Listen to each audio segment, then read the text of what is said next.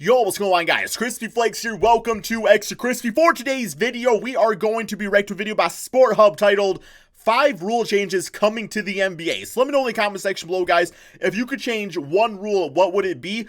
As we go through this, I want to be stating if I think these rule changes are a good idea or a bad idea. So let's get into it, man. Let's get it. And with the NBA constantly evolving year after year, there's plenty of rules. It's like a Pokemon, man. That you won't believe. Always evolving. Has definitely been one of those rules that's caused a lot of controversy year after year, with players blocking shots above the rim, and with more and more players coming into the league each season from overseas or from a different country in general. The rules in other leagues outside the NBA have been knock it out surrounding this, which causes many players to have to adapt to the new rules. Now, the goaltending rule in the NBA as of recent years stated that after a shot hits the rim, neither team can touch it until it's below the rim or outside the cylinder. If the defense touches it, it's considered goaltending, and the basket. Don't change that rule. That's a great rule. Because, like, if the ball has a chance to go in, you shouldn't be rewarded just because you're able to put your hand under the basket and knock it out. Like, that's just annoying as hell. You know what I'm saying? Like, yeah, don't change that rule. It counts. If the offense touches it, it's whistled as an offensive interference, and the other team gets the ball. Now, internationally, there's actually a few different ways of play when it comes to this, and a change to the new rule provides more opportunities for teams. It could easily change the entertainment value of games with it allowing players to be more dominant down low, being able to assist shots rolling around the rim, or doing a putback dunk off the rebound while the ball's still above the rim. But the change in rule specifically states, once the ball hits the rim, it's fair game for either team. The offense could tip it in from above. The defense could Boban would be unstoppable, man. Taco Fall, already unstoppable.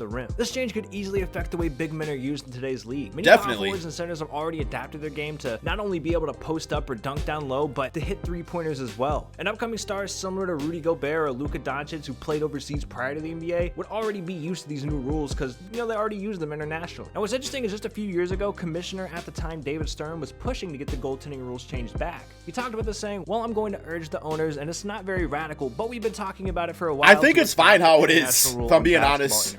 That is to say, once the ball hits the rim, it's in play, because I think it's too hard to call. I think we don't have to stop the game every time to see if it's the right call, but the camera looks down at the basket and can tell the story if the refs have gotten it right. And it's just an impossible call to make. Why not in this day and age? Why can't we have, like, a backboard, like a smart backboard? Somebody, it's time to invest in that, man. Time to make that idea. Like a smart backboard that just, like, tells you if it's interference or not, like I feel like just with motion sensors, that's some sort of technology that should be available, at least for that. I mean, I'm not saying turn referees into robots, although get some better calls, more accurate calls, but still. The ball's touching the rim, on the rim, off the rim. I think it would just make the game faster, better, and less controversial. Now, ever since 2005, there's been a rule in place surrounding who's actually eligible to come into One the and NBA. done stupid as hell. Players coming right out of high school. Stupid as hell. You join a college team or head overseas to play at least a year to put yourself in a conversation of making the league. So it eliminated stars coming in at 17 or 18 years old, like we'd seen in the past with Kobe Bryant, Kevin Garnett, LeBron James, and Dwight Howard being drafted at such a young age with no college experience. But starting in the near future, this rule is actually going back to what it was, where players who showcase enough potential during their high school. And that's why college basketball has gotten so damn greedy.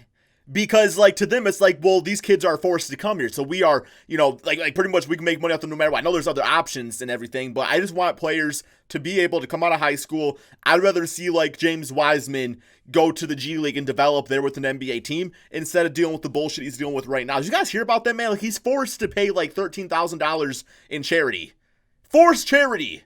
I'm not even getting into that. It's a different video. Different video for that, man. Come straight to the league once again. Horrible. One of the biggest controversies surrounding this change is that if a player commits to a college but then declares for the NBA and goes undrafted, he won't be allowed to return to that college. But with this new rule change, it would also allow players to go to their desired college if they go undrafted out of high school. So it kind of helps them plan for their future accordingly. And with a bunch of controversy rising after Zion Williamson's injury, damn, man, that his shoe literally exploded on national stage, many people felt like players shouldn't be forced to go to college when they're clearly ready for the NBA, and it could actually be detrimental to their future if their careers are ruined with something like this happening, and it causes them to miss the opportunity of playing professionally. But many current NBA players are in full support of this rule, resorting back to what it once was, allowing players to make that decision at 18 years old. Kevin Durant actually voiced his opinion on the situation, and he said, you should let these kids make a decision however they want to. If they want to come out of high school, it should be on them. You know what I mean? You can't control everything, so if they feel as they're ready, that's on them. I agree with that. That's a W, KD. That's on them. If they don't get drafted, it's on them. Exactly. Jason Tatum even said, I think it's a good idea. I think if you're good enough to come out of high school, I feel you should be able to make those decisions. And we even had DeMarcus Cousins weighing in saying, I don't understand the point of it. What's the difference between 18 and 19, 17 and 18? You're immature.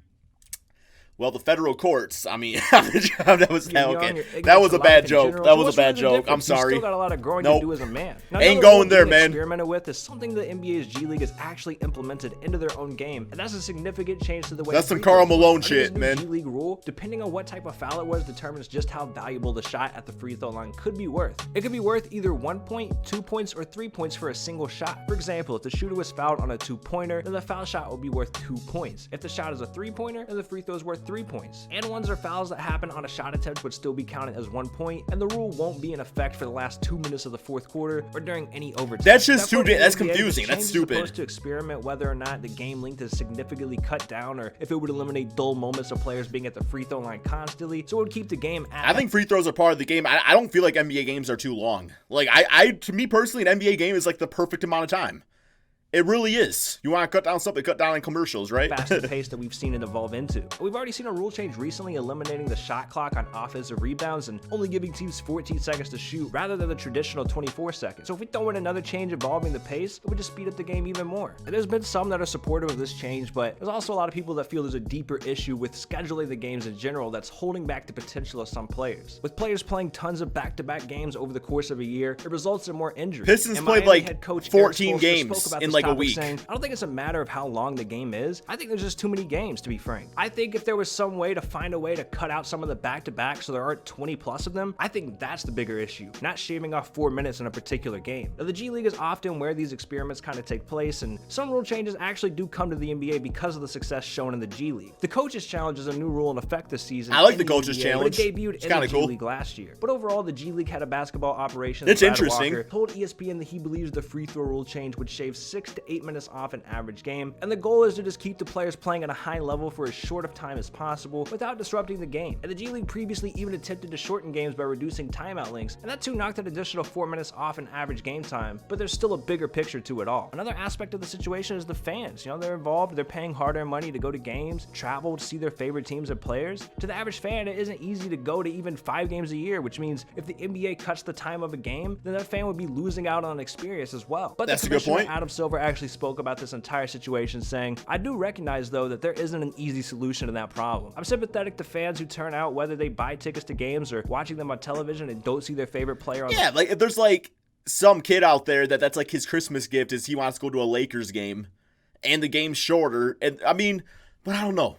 Because I think as he's about to bring up right here is like load management and everything. Like, so like if there's less minutes or smaller games or whatever, does that mean less load management? So yeah. But we also have to be realistic that science has gotten to the point where there's a direct correlation that we're aware of between fatigue and injury. And as tough as it is on our fans to miss one of their favorite players for a game, it's far better than having them get injured and be out for long periods of time. That's true. We're always looking to strike that right balance. Now, over the last few seasons, we've seen some changes come to the AllStar game that completely changed how we as fans view the AllStar. What about ticket insurance?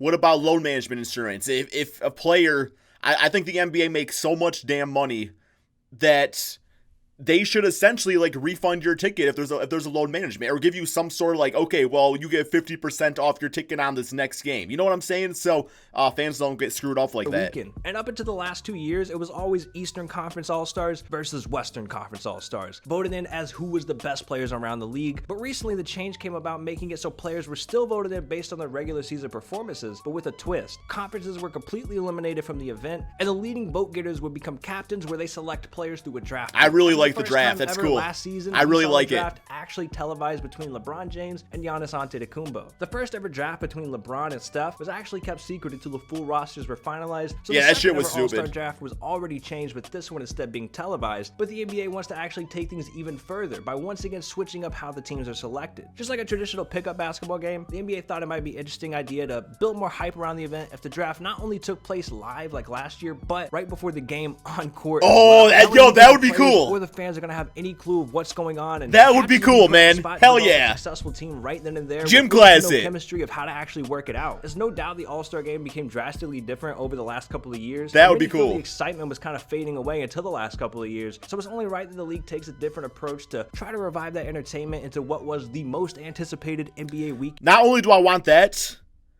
but I want home court advantage of the NBA finals to be decided by the All-Star game. I know they do that shoot in like baseball and stuff, bro. But we literally got the best of the best. Like, all these guys are competing. And sure, you're gonna have like teams that know they're not gonna get the finals, that have like that like have their I don't know, man, that like have I don't know, it's so hard to explain.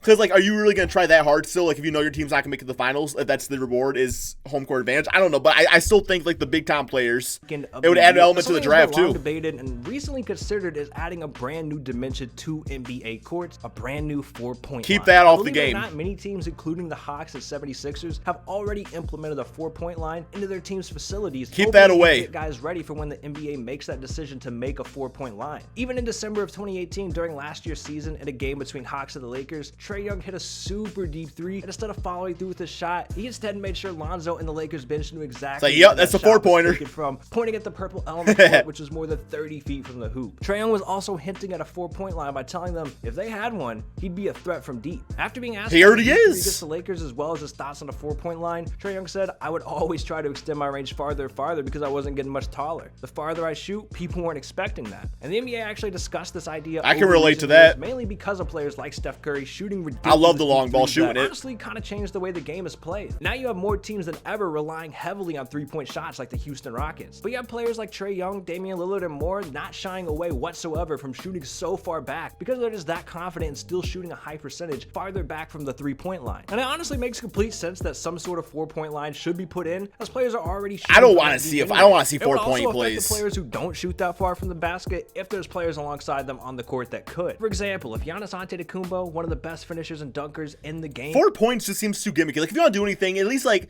make insides like 1 point and then 2 points and then like 3 points or something. I don't know.